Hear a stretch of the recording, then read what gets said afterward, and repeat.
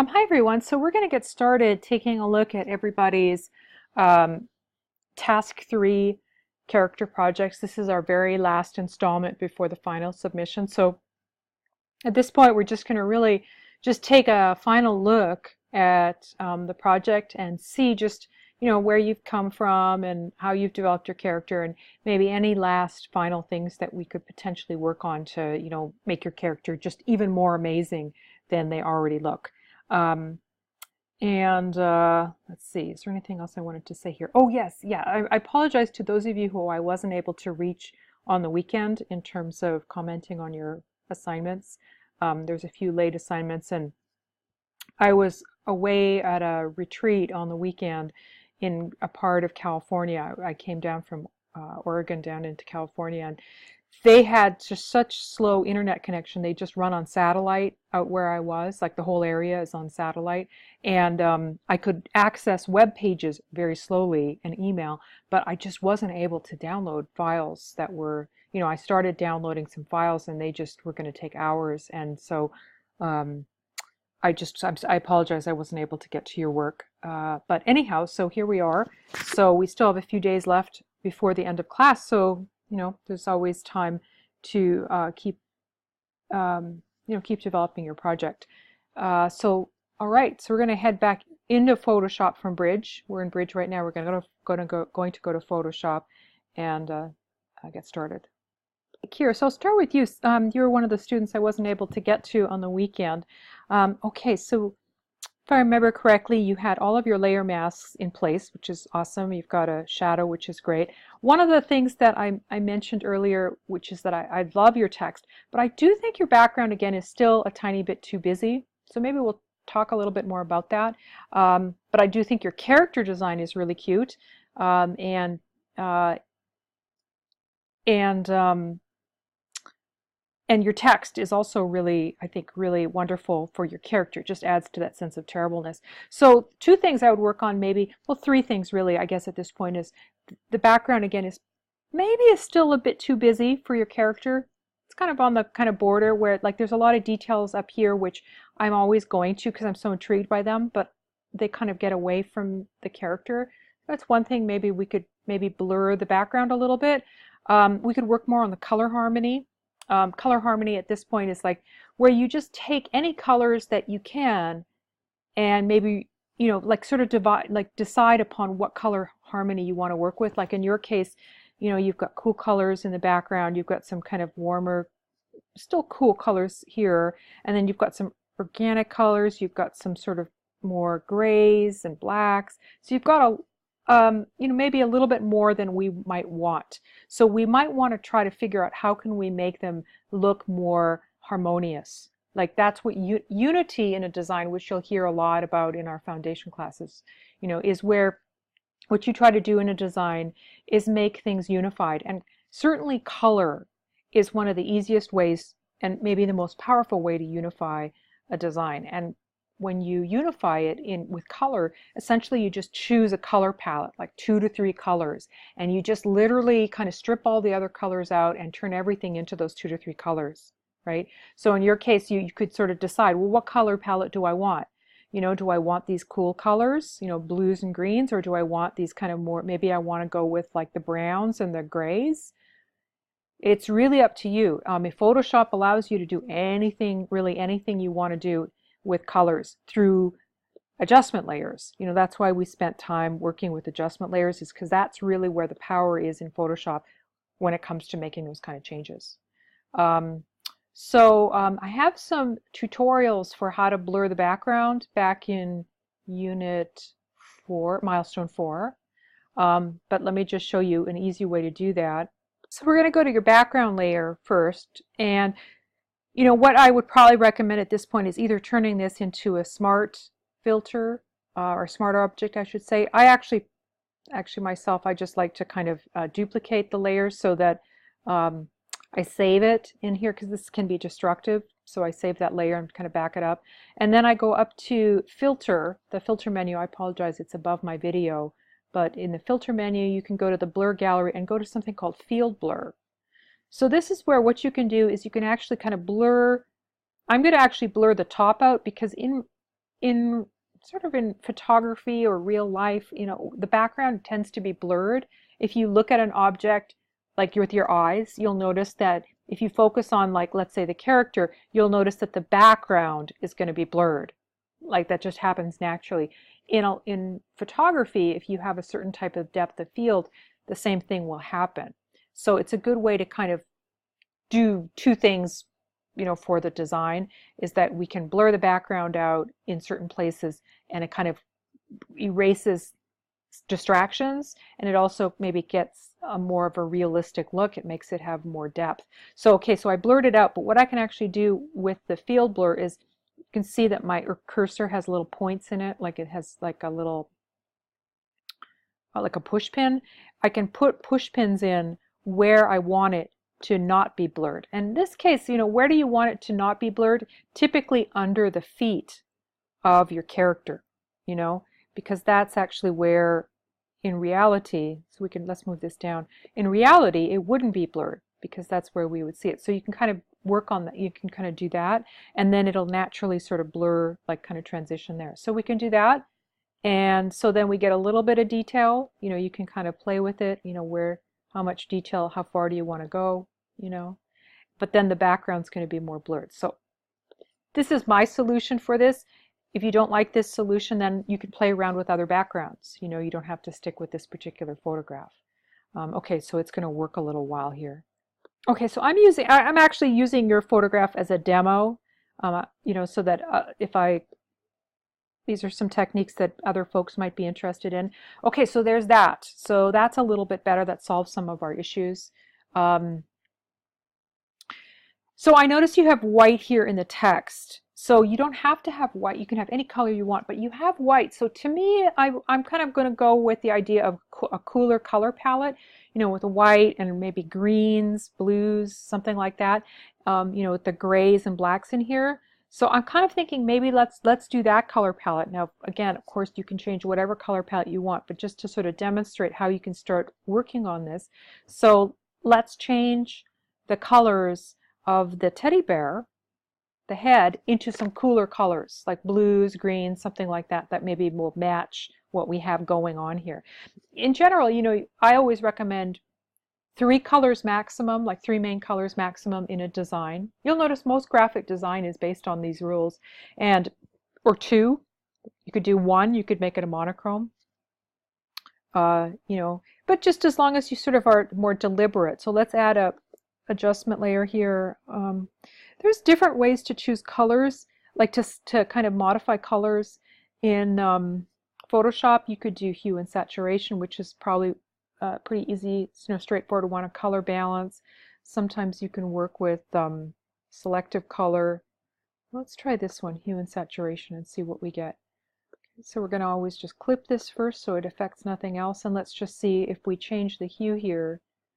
So that works pretty beautifully. Some, you know, every object is different in terms of changing. I mean, every photograph, you know, you'll notice some works really well, some not so well. So you can really do whatever you want. So you can see that kind of starts matching the green of the body. You know, I can see a lot of different choices here in the cooler range, you know. So I don't know. I guess we maybe want it to stand out a little. We could also go red. I don't know. But you can sort of think about that, like what color you want to, you know, base it on. I'm just sort of, I haven't spent a lot of time with your design, so you're much more familiar with it, but let's just choose that, for example. So we could do that. Now, what else we can do too is, like we can take this guy here and use, let's see, where is it? There it is. You can actually do in the adjustment layers. Oops, I didn't mean to do that. There we go. We can actually, let's go to hue and saturation, and we can actually choose selected colors in here. So, for example, the red here. Like if I wanted to keep the red in here, I'd want red somewhere else. You know, like to kind of pick up on it the same way as I might want to, you know, match one of these, like this color with somewhere else. So it's always good to sort of take a color and sort of thread it through the design. But let's just work on this. And for example, so here we can, let's see, maybe, so I'm going to take the reds here. So the master here is going to select all the colors and we're going to make adjustments. But what if we just maybe want to select the reds in here and change those? We select reds. Let's see what we get. Sometimes this works. And let's see. Oops. And we can change the hue here. Ooh, that works pretty good. And you can see it's just selecting the red in here and changing it. So that's really cool, isn't it? So we can sort of make it maybe match the teddy bear. So now we've got blue and blue, which is really cool. We can also maybe take the greens and do something else with them. There's some really interesting things you can, again, do with. So now we're kind of maybe matching the background a little bit. So this is a cool, a cool method to really kind of like if you have a photograph with multiple images. So now I've got yellows, so I can, so you can see here it's sort of picking up, it's actually changing a lot of different colors in here. So sometimes it's more pure, it really depends, but you can kind of really play with it. So I don't know, now it's more blue. So there, anyhow, so that's some possibilities here. So you can do that with all your photos. So anyhow, you can see now that it's starting to become more harmonious. That we, through the power of Photoshop, it's really started to change. Now again, these are all just temporary changes. We can always turn off that adjustment layer and change it. So you could do the same with this. You could like take this particular photograph, layer 8, and I would, if I were really wanting to play with this, I would add an adjustment layer to this one as well. I might just go to hue and saturation again. I could colorize it a little bit, so it just actually happened to pick up a little. So colorizing, sometimes you can take sort of a more neutral color and you can add a little bit of a tint to it. So instead of just being a sort of a flat white, suddenly I can sort of add a little bit of maybe a color that already exists in the design, this kind of green, So play with it. Everything in your Photoshop file can be modified. You could start playing with a little bit of the forms here. Like, so why does he have to just be so stiff looking? Can you tilt his head, to kind of make him more like he's looking, or maybe the arm could, be a little bit, up or moving, in some way. So you could make him sort of, I don't know if I really like that tilted head, but you can do sort of other things to kind of make him look like he's more interactive, like moving or, changing in some way, like again, walking, rolling. Okay, well, I hope that's helped. And as you can see, one of the things that's really amazing here in Photoshop is that when you have everything built like the way you do with layers and layer masks, it's just a matter of coming in with adjustment layers, moving things around, that allows you to create these really quick kind of changes, and they're totally non-destructive. Like we can go back now and turn them all off and do something else. Okay, all right. Well, I hope that helped, and yeah, keep experimenting. Hey, Lori, same thing with you. You've got some really good adjustment layers in here. You've got I think a good background. Your text, I think, is in a good direction. So now I would just keep experimenting. So your colors to me are, I think they're working pretty well. So you've got these warmer colors here for your character, and then kind of a cooler sort of silvery color, kind of silvery, let's see, warm color in the background, which I think works really quite well. So I would just say, keep experimenting. Your text looks like a little bit hard to read at this point, so you might want to go with a little lighter color with it, even though I like the color harmony, because I mean, I think it works well with the colors, but it feels like it's maybe, maybe just getting a little bit lost. So maybe, add a little highlight to it or a little bit lighter. I think that'd be good. It feels like your character could have a shadow. I don't know if you considered that or not, but I do think that, it's sort of standing in front of, or it's hovering in front of like this table. So maybe it could have a little shadow, that would reflect, however you want it to reflect, like maybe somewhere over here. Your background, I might be inclined myself to maybe, let's just zoom down a little bit, to maybe make it a little bit like to take a, I like the spoons, but I feel like maybe like the spoons are so beautiful. I kind of keep going and looking at the spoons, and I kind of feel like I want to see more of your character, um, you know, not be distracted by the beauty of these spoons. So I might be inclined to just leave a little bit of the spoon showing, maybe like a little bit off to the side, maybe. I don't know. Experiment with that, but maybe just kind of crop a little bit out of that so that your character is a little bit, and then maybe make your character a little bit bigger. So let's see. Uh, and maybe experiment a tiny bit more with the face.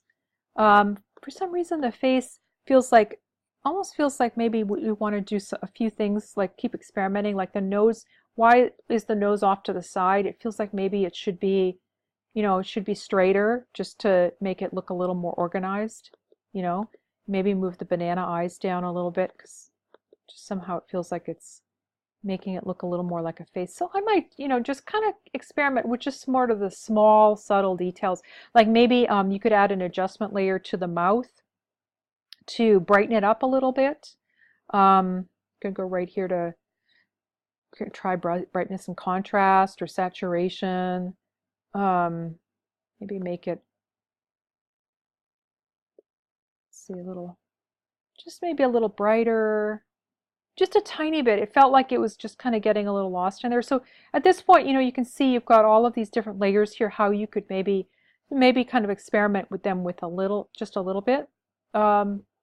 So, oh, it looks like you do have a shadow there. I see that now. Oh, there it is. So maybe take your shadow and move your shadow maybe to the side a little bit. So we can see it a little bit more.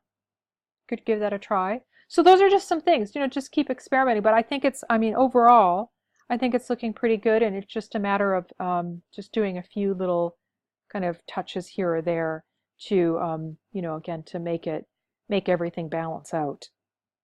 Well, I like this background. I love the idea of the chef's hat. That looks really cute. Um, so yeah, I think that I would just keep sort of thinking about some of my previous feedback regarding, you know, the placement, like the kind of the orientation of the design background and the text, you know, the way that worked. You know, I think I recommended, and I still think it would be a great idea to move the text somewhere here. You know, you might have to change the colors a little bit, and then to crop anything that you don't need around it. So well, actually, let's just pause here for a minute and see. So the background, I think, it looks good. It's still a little tiny busy. I would still be inclined to want to either make a real close-up here of your background, if we can do that, if the photograph will handle it. You know, some photographs are quite high resolution. I'm not sure if this will, but you know, really zoom in here, because you only need the tiniest hint of you know, something that is around like a countertop. Or so for example, we could even do more than that. Let's just stop there now, but we could even zoom in more, because you know, again, what we're trying to do is just give the idea of a kitchen. We don't really need to have the whole thing, right? So what we could also do here is, I think I recommended to do this before, is to do this. Oops, hold on a second here.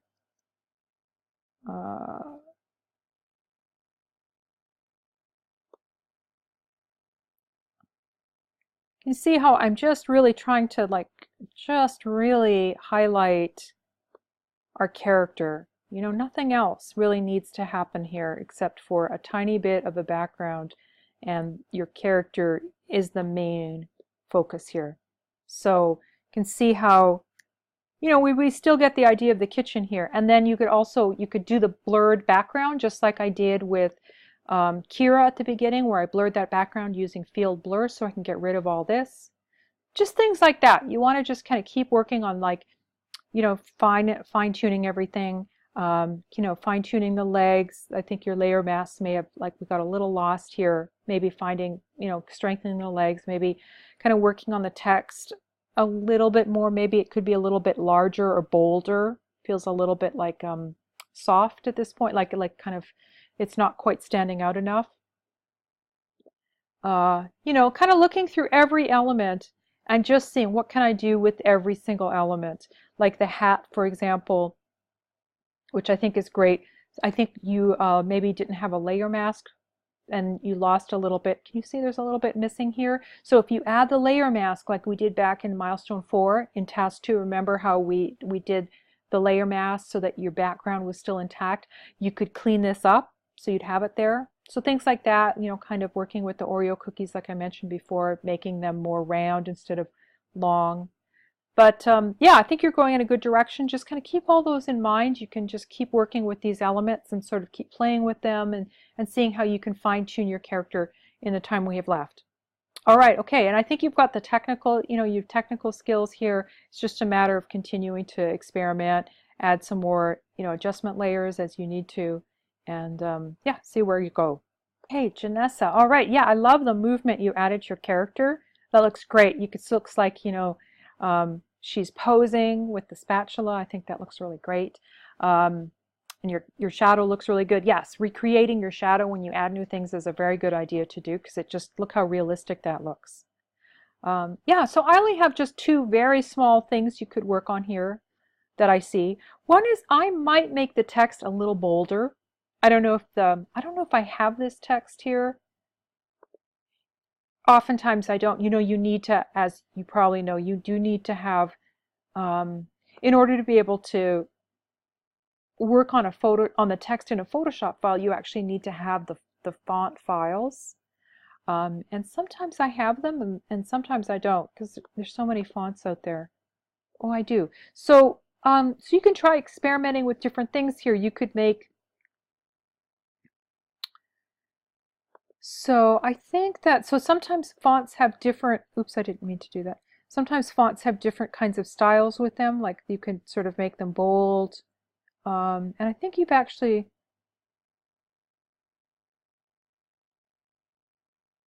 made it faux bold, looks like. So you could maybe try making it a little bigger.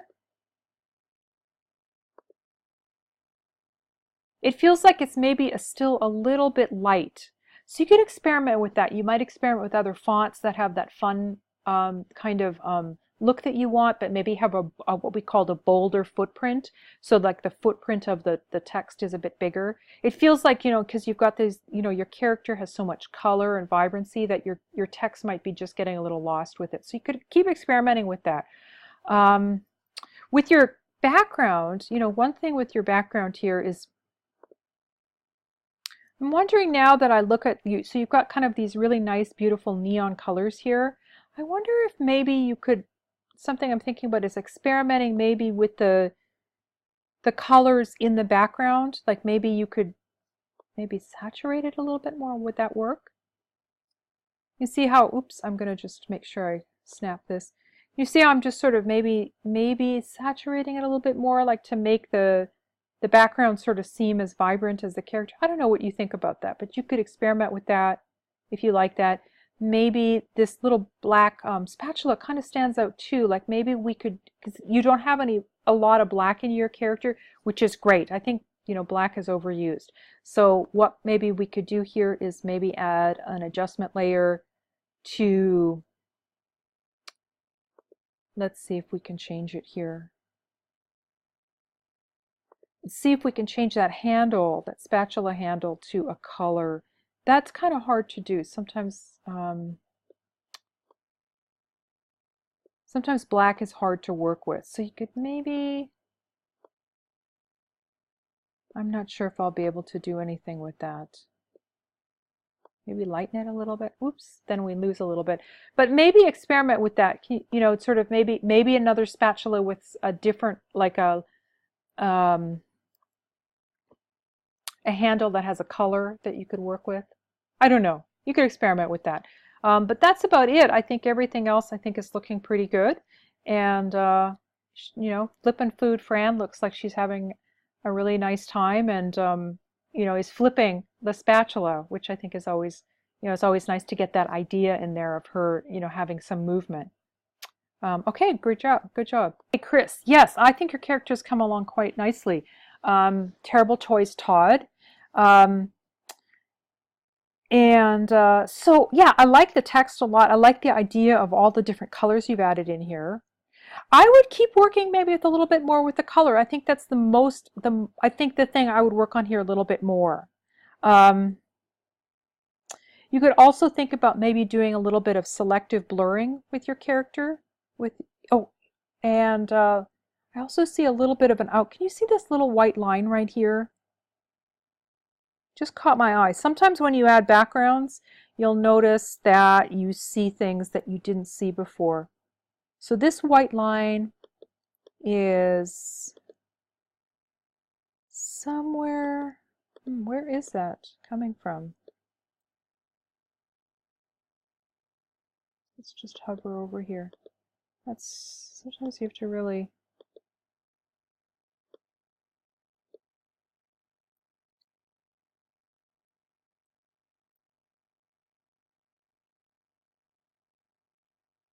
well now it's disappeared. Maybe, you know what, I wonder if that's,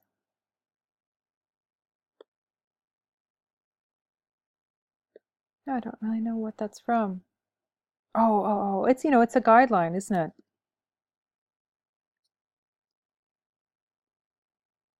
Is it? Okay, I found it. It took me a while, but it just wasn't showing up in the layers when I clicked on it. But there it is. So it's actually the sword. It's actually the edge of the sword. We talked a little bit about this in critique in Milestone 4, with these kind of weird lines that appear.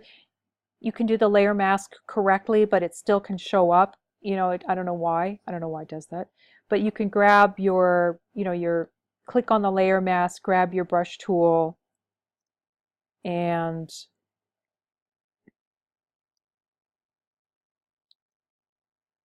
there we go. And then just take it and just kind of roll over it to kind of get rid of that. I don't think I see anything else, so it just might have been that one little one. Okay, so color and background. So I might keep working with color. The way I work with color is to actually name all the different colors in a design. Like, so I might go with your design and go, okay, I've got blue. I've got white, but white is fairly neutral, so it's not really important to really think about that. Um, and then I've got like earth tones. So there's earth tones here. So we could say sort of tans and flesh colors. There's some earth tones here. We've got sort of greens, sort of earthy kind of greens here. And then a little bit of yellow here. And then we also have maybe some grays here, some grays. And then we've got oranges and greens in the text. So what I would say is maybe like it's work. I think it's pretty harmonious, but we could still kind of maybe tweak it a little bit more. Like maybe instead of the green here, right here, maybe we could match it to the sky.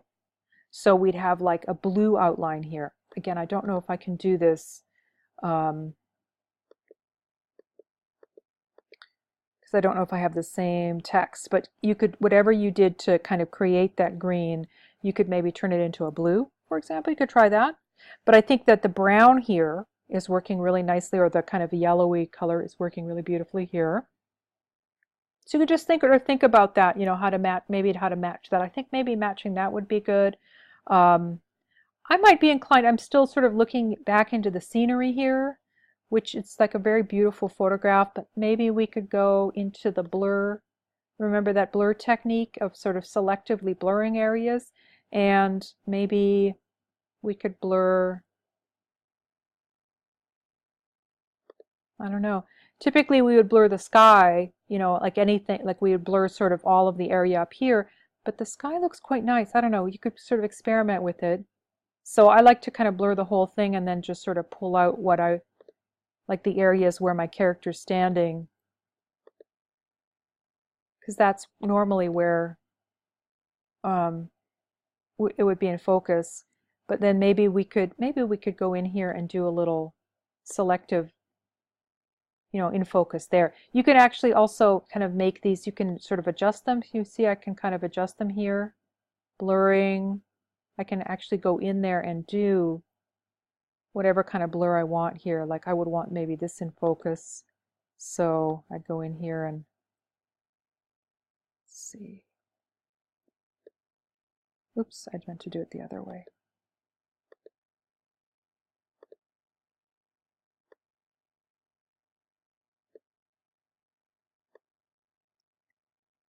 Yeah.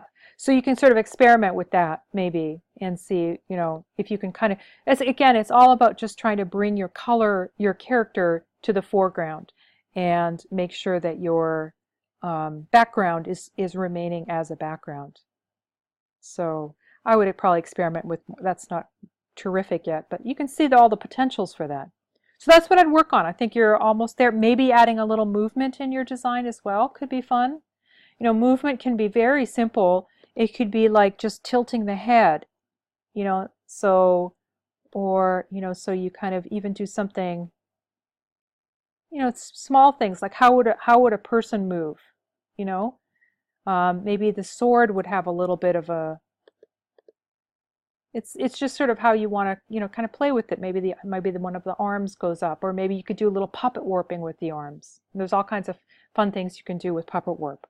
Ria, so I would have probably the same feedback pretty much as I did last week in your design, which is I still think you want to put a little more focus onto your character design. It still feels like she's a little bit like part of the scenery, you know? Like, so if I were somebody looking at your portfolio, I would think, huh, did this person build this house in Photoshop, which is cool? What what is the Photoshop part? Do you know what I mean? Like the whole purpose of a portfolio is to showcase all of the great work that you did. And you did a lot of wonderful work on the character.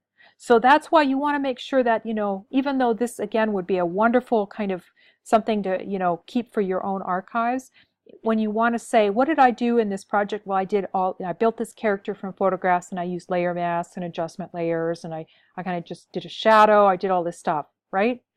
So that's what you want to kind of keep in mind here, even though I do really like your background. So one of the things I suggested last week is to just focus on your character. Maybe use like you had that really cool sort of background, you know, with the candy canes uh, that were back there that were really, really interesting.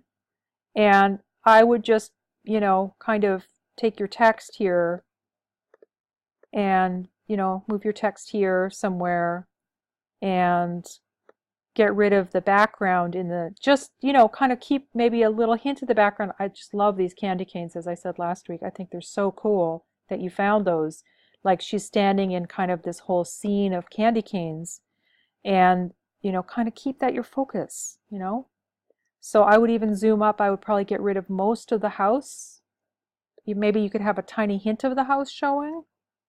And then make your character a lot bigger. Make her move, do something with her movement so that she's like maybe a little bit more, you know, something going on with her. You know, arms could be up or she could be walking or something like that. Just simple things that don't take a lot of time, but make her bigger. I'd, you know, make sure she's framed so that you don't have so much background. So that's what I'd work on. You know, you basically have all of the elements here in place. It's just a matter of making them all kind of focus more on your character. I mean, this text is so beautiful. So you got some really good moves in here. So again, you know, even now I think it's so much stronger. So work on that a little bit more. And I think your color harmony is really good even now. Just a matter of, again, putting a little bit more attention on your character. Gone. All right. So, okay, yeah. So if you really feel like the pizza slice is the way to go, then that's great. We can work with that. So let's just then start looking at that. So your background, so I think this is starting to work a little bit better. It's a little more simple. It's still, I would say, probably just from a photography standpoint, it's not the, you know, it's probably not the best photograph. It's okay, but it's got a lot of kind of extraneous detail in it. So I would be inclined to keep looking for something a little simpler, a little bit better photographed, potentially. Like, for example, Janessa's background. You know, it has more of a sort of a simple background. It's a little bit more kind of clean. So you might want to experiment with that.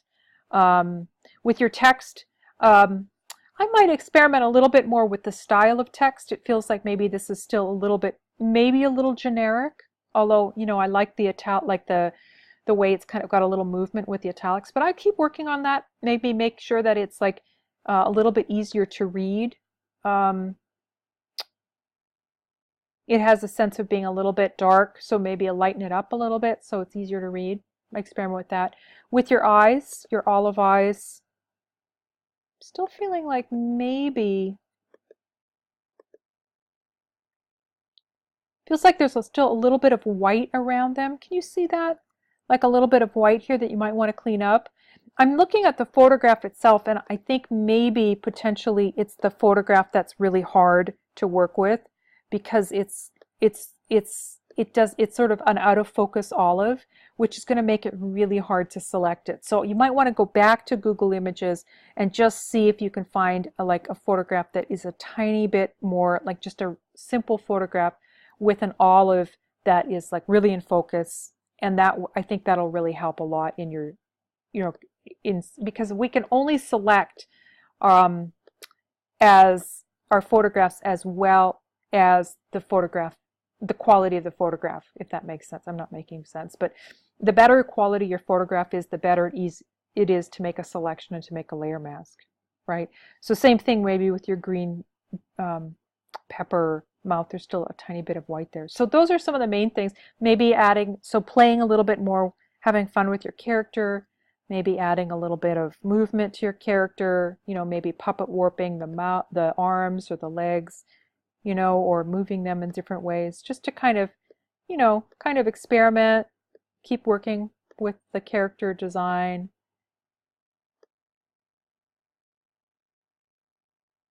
You know, maybe flipping it so it goes up, one hand goes up.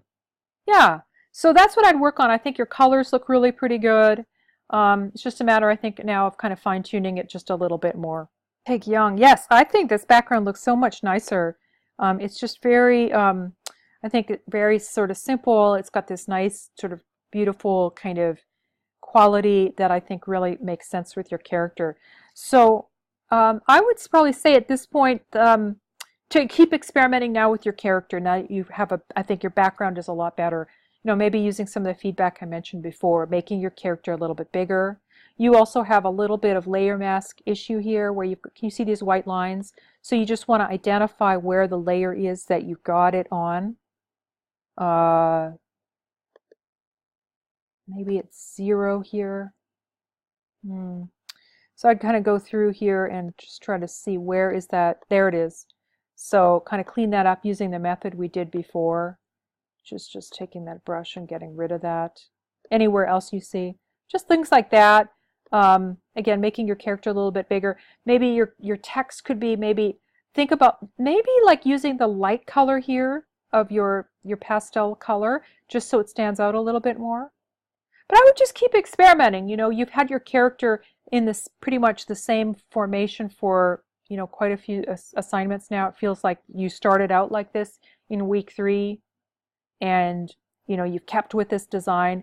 It's always good to be flexible when in design. You know, design is so much about flexibility, and just really kind of being able to kind of say, hey, I'm going to just kind of push through to the next level with my design.